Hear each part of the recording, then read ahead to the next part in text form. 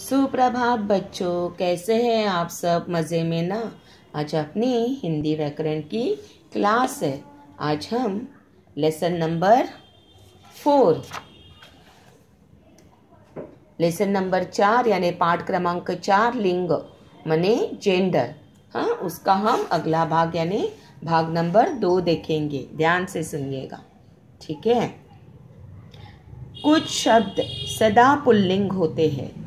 कोई जो शब्द होते हैं वो हमेशा से ही पुरुष जातिवाचक होते हैं। आगे उसका एग्जाम्पल दिया है, जानते हैं।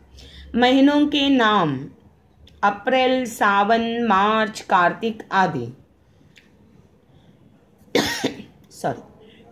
दिनों के नाम सोमवार, रविवार, शुक्रवार आदि। पहाड़ों के नाम हिमालय, अरावली, एल्पस आदि। ग्रहों के नाम सूर्य, बुध, शुक्र आदि, ब्रैकेट में पृथ्वी को छोड़कर। धातुओं के नाम सोना, तांबा आदि, ब्रैकेट में चांदी को छोड़कर। देश तथा राज्यों के नाम भारत, जापान, इंडोनेशिया, मध्य प्रदेश, मेघालय आदि। अब इनका स्पष्टीकरण हम जानते हैं। अब यहाँ क्या लिखा है? कुछ शब्द सदा पुल्लिंग होते हैं। पुल्लिंग माने पुरुष जातिवाचक, ये हमने जाना है, ठीक है। अब कुछ महीनों के नाम होते हैं, जैसे कि अप्रैल, सावन, मार्च, कार्तिक आदि। तो ये जो शब्द है, तो इनको जब हम भाषा में प्रयोग करते हैं तब हमें पता चलता है उनके स्वरों से कि हम जब अप्रैल कहते हैं, सावन कहते हैं, मार्च कहते हैं, वैसे ही दिनों के नाम सोमवार, रविवार, शुक्रवार आदि। पहाड़ों के नाम हिमालय, अरावली, एल्पस आदि।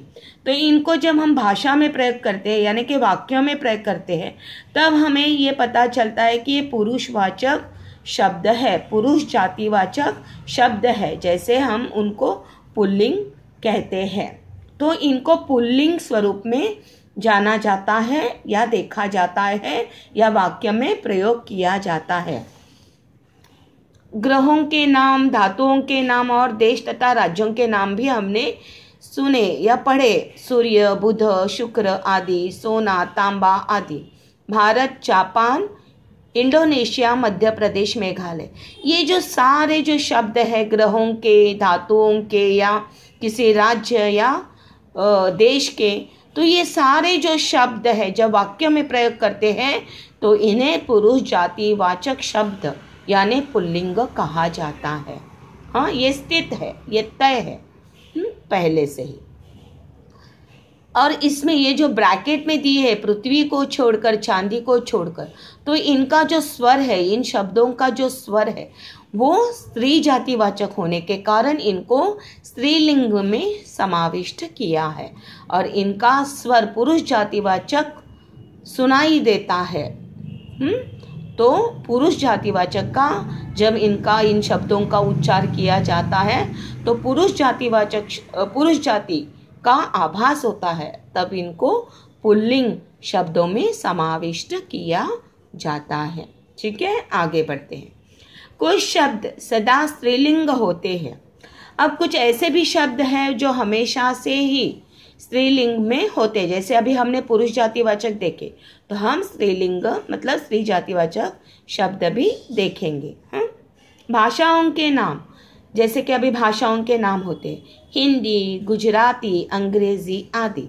लिपियों के नाम देवनागरी, रोमन, बेल आदि। तिथियों के नाम पूर्णिमा, अमावस्या, एकादशी, पंचमी आदि। नदियों के नाम गंगा, ब्रह्मपुत्रा, गोदावरी आदि। अब ये जो हमने ग्रहों के वगैरह धातुओं के नाम तो पुरुष जातिवाचक शब्द हम देखे, वैसे ही स्त्री जातिवाचक शब्द भी होते हैं, जैसे कि जो मैंने अभी बताए पढ़ के, तो उन्हें भी स्त्रीलिंग में समाविष्ट किया जाता है। जब वाक्य में उच्चार किया जाता है तो उनका स्वर स्त्री जातिवाचक के प्रभाव से गुजरता है, यानी उनका अनुभव स्त्री जातिवाचक शब्द से जुड़ा होता है, इसीलिए उनको स्त्रीलिंग शब्द कहा जाता है, ठीक है। वो हमेशा से स्त्रीलिंग करके ही कहलाते हैं। अब हिंदी, गुजराती या सूर्य, बुध, शुक्र ये शब्द है जिनसे हम भाव जानते हैं, या किसी स्थान या किसी जगह का, किसी वस्तु का, किसी देश का हम मतलब उन शब्दों के माध्यम से जानते हैं कि क्या कहना चाहते हैं वाक्य में प्रयोग करके। लेकिन ये शब्दों में जान नहीं होती, यानी कि ये कोई प्राणीवाचक शब्द नहीं है, ठीक है, ये इसलिए। लेकिन ये शब्द जब प्रयोग में लाए जाते हैं वाक्य बनाने के लिए, तब इनको पुल्लिंग तथा स्त्रीलिंग स्वर के माध्यम से, जैसे स्वर है कि पुरुष जातिवाचक होगा तो पुरुष पुल्लिंग कहेंगे और स्त्री जातिवाचक होगा तो स्त्रीलिंग कहेंगे वाक्य में प्रयोग करते वक्त। ओके, आगे बढ़ते हैं। कुछ शब्दों का पुल्लिंग रूप नहीं होता। अब कुछ शब्द ऐसे भी होते हैं कि जिनका मतलब स्वरूप ही नहीं होता, कोई रूप आकार नहीं होता, रंग नहीं होता है ना, लेकिन फिर भी उनको कहा जाता है। तो जैसे कि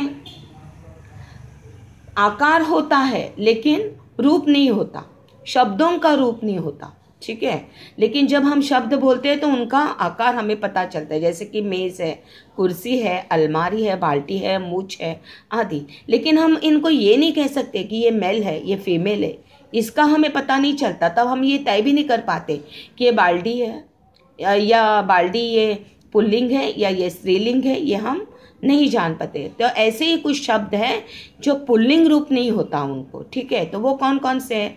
मेज़ है, कुर्सी है, अलमारी है, बाल्टी है, मूछ है, ठीक है। तो जब इनका ये शब्दों को आप जब वाक्यों में प्रयोग करके रूप दिया जाता है तब उसके लिंग का पता चलता है। उसी तरह से कुछ शब्दों का स्त्रीलिंग रूप नहीं होता। उदाहरण पलंग, खिलौना, फूलदान, मंदिर आदि। मतलब ये शब्द जो है मेज, कुर्सी, अलमारी, बाल्टी, मूछ, पलंग, खिलौने, फूलदान, मंदिर आदि, ये पुल्लिंग और स्त्रीलिंग के परे है, अलग हटके है। ये शब्द वस्तुओं के हैं जिनसे हम ये तय नहीं कर पाते हैं कि ये पुल्लिंग रूप में है या स्त्रीलिंग रूप में है, यानी कि ये कोई मेल या फीमेल रूप में हम इनको जान नहीं पाते, ताकि इसीलिए हम तय नहीं कर पाते कि ये पुल्लिंग शब्द है या स्त्रीलिंग है, ठीक है। आगे बढ़ते हैं। कुछ शब्दों के वाक्य में प्रयोग से उनके लिंग का पता चलता है, लेकिन जब कुछ शब्द ऐसे होते जिनका हम वाक्यों में जब प्रयोग करने जाएंगे तब हमें उनके लिंग का पता चलते हैं। वो कौन कौन से शब्द हैं? जैसे कि गैस हुआ, कंप्यूटर, दाल, रेडियो, चीनी, ठीक है। इनको हम ये नहीं कह सकते कि ये शब्द मेल है या ये शब्द फीमेल है, ठीक है, या फिर हम ये नहीं पता चलता कि ये पुल्लिंग है या स्त्रीलिंग है। लेकिन जब इन शब्दों को हम वाक्य में डालते हैं, प्रयोग करते हैं, वाक्य बनाते हैं या कोई सेंटेंस बनाते हैं, तब हमें उनके लिंग का पता चलता है। ओके, आगे बढ़ते हैं। कुछ शब्दों से पूर्व नर तथा मादा लगाकर उनका रूप जाना जाता है। उदाहरण, हाँ, अब स्त्रीलिंग पुल्लिंग कैसे जानते हम? जब हम कहते हैं कि ये नर है, ये मादा है। नर मने नर यानी मेल और मादा यानी फीमेल, ठीक है। तब नर होगा तो पुल्लिंग होगा यानी पुरुष जातिवाचक शब्द होगा, और मादा होगा तो क्या? स्त्री जातिवाचक शब्द है यानी कि स्त्रीलिंग होगा। तो इससे हम जानते हैं कि पुल्लिंग है या स्त्रीलिंग है, ठीक है। अब मगरमच्छ, अब हम मगरमच्छ को, ये जलचर प्राणी है, तो नर ये अगर मगरमच्छ है या मादा है यानी कि स्त्रीलिंग है या पुल्लिंग है, पुरुष जातिवाचक है या स्त्री जातिवाचक है, ये उनके शब्द से ही हम जान पाते हैं। जैसे कि कछुआ, कछुआ भी देखते हैं तो हमें ये पता चलता है अगर वो नर है तो पुरुष जातिवाचक है या वो मादा है तो स्त्री जातिवाचक है।